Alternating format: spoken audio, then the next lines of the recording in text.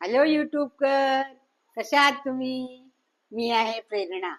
आजीच्या गोष्टीच्या चॅनलवर तुमचे सहज स्वागत असतं. आज की नाही मी उत्तप्पा करून दाखवणार आहे, पण बिना डाळ बिना तांदूळ. तर तसा उत्तप्पा तुम्हाला मी करून दाखवणार आहे. चला तर किचन मध्ये. उत्तप्पासाठी बघा, बिना तांदूळ बिना डाळ, त्याच्यासाठी रवा घेतलाय बारीक आणि भिजवलेले पोहे, नंतर दही, ओली मिरची, मीठ, कांदा, टोमॅटो आणि कोथिंबीर आणि लागणारं तेल, एवढेच साहित्य आहे. हे बघा, हे आता पोहे आणि रवा वाटून घ्यायचा. हे बघा, भिजवलेले पोहे आहेत, थोडेच करायचे आहेत उत्तप्पा. हा बारीक रवा आणि दही हे एवढं वाटून आणते. हे बघा, वाटून आणले, ह्याच्यात काढून घेते.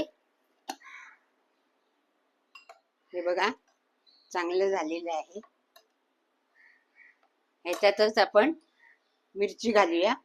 ही जास्त वाटते मला, थोडी घालूया मिरची. थोडा कांदा, कारण थोडं आहे ना.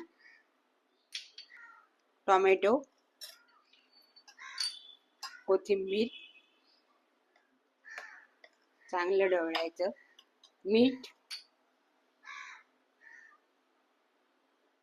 उत्तप्पे करून दाखवते आता मी तुम्हाला. हे बघा, तेल घालूया. तवा तापलाय, व्हिडिओ घेतलाय मी.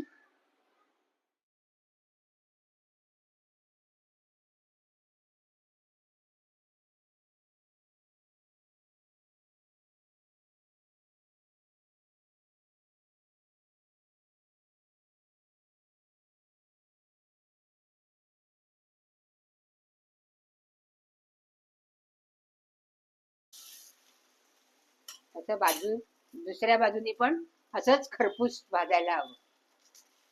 थोडा वेळ होईल, 1-5 मिनिटं, आणि नंतर मी तुम्हाला प्लेटिंग करून दाखवते. हे बघा, दुसऱ्या बाजूने पण झालेले आहेत. मी तुम्हाला आता प्लेटिंग करून दाखवते.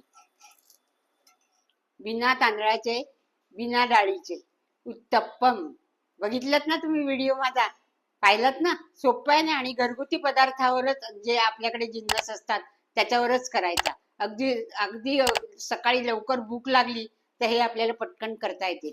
तर तुम्ही हा व्हिडिओ पाहिलाच असेल, लाईक करा, शेअर करा, कमेंट्स करा, सबस्क्राईब करा, आणि त्याच्यावर तुम्ही केलं की नाही ते पण मला कळवा.